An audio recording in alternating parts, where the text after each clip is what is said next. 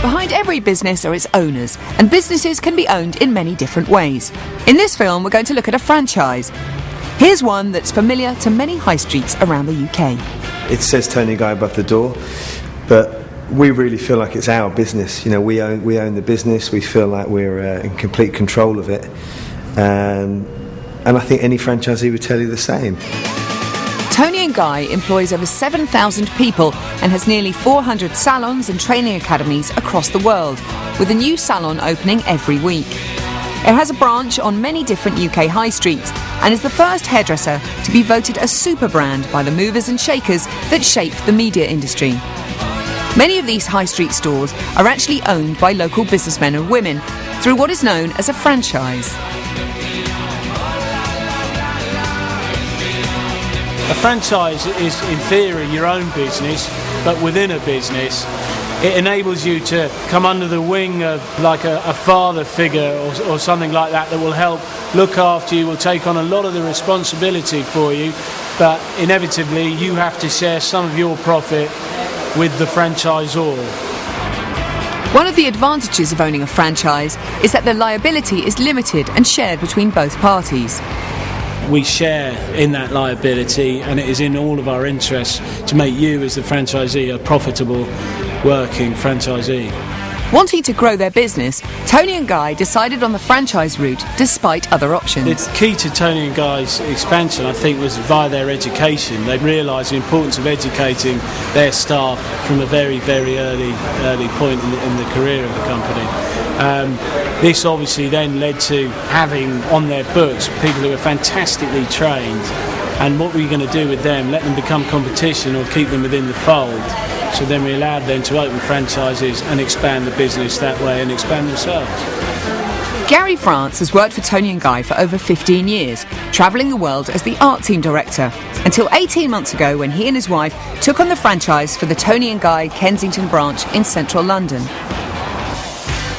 On a renewable 5-year contract, monthly royalty and only a 49% share of the business, he decided to become a franchisee, rather than setting up as a sole trader or setting up his own limited company.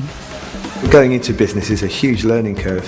You know, it's not just about being good at what you do, it's about managing a whole team of people, managing, you know, a bunch of figures and everything else. So the support network is crucial. If you do everything right, and if you listen to what everyone tells you, all these experts that we work with and associate ourselves with, then it's pretty seamless, it's pretty foolproof, you know. Okay, within Tony and Guy franchise, then we have a royalty, but that is 10% of your turnover.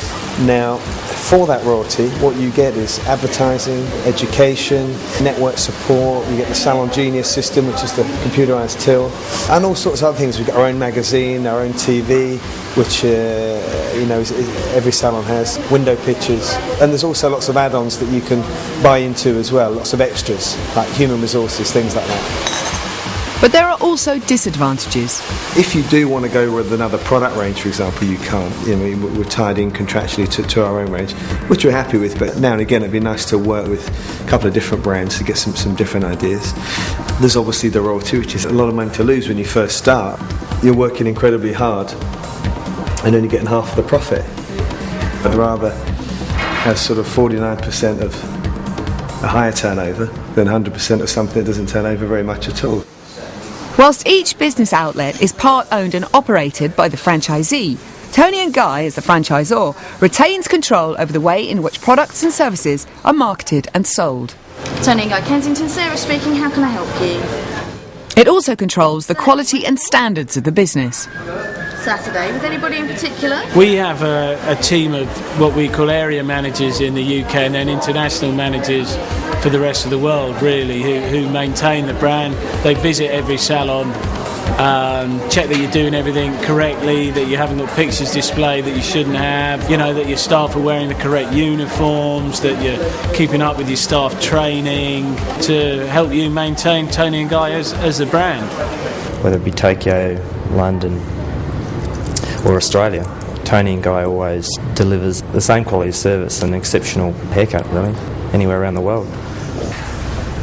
So is a franchise an easy option? The franchise setup is a great business model when it's done correctly. You know, just because you've got someone's brand above your door doesn't guarantee you success. It's not a walk in the park by any means, but business isn't in general. You know, but what you do have is the support of something that's already established and working for you. I love being part of Tony and Guy. It's in my blood. I think I've learned more in the last year and a half than I would have done probably 10 years on my own. And certainly the success has come a lot quicker. So, franchisee, for me, definitely.